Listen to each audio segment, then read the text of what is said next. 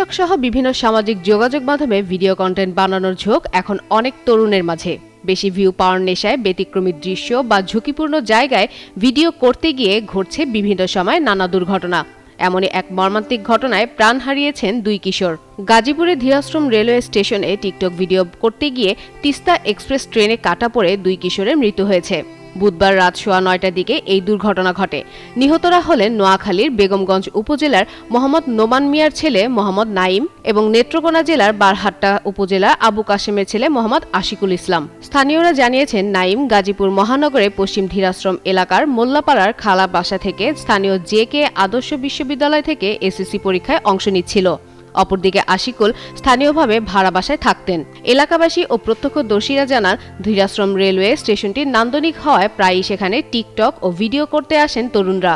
বুধবার রাতেও দুই কিশোর রেলওয়ে লাইনের উপর দাঁড়িয়ে ভিডিও করছিলেন। এ সময় দেওয়ানগঞ্জ থেকে ঢাকাগামী তিস্তা এক্সপ্রেস দ্রুত গতিতে এসে তাদের চাপা দেয়। এতে ঘটনাস্থলেই দুজনের মৃত্যু হয়।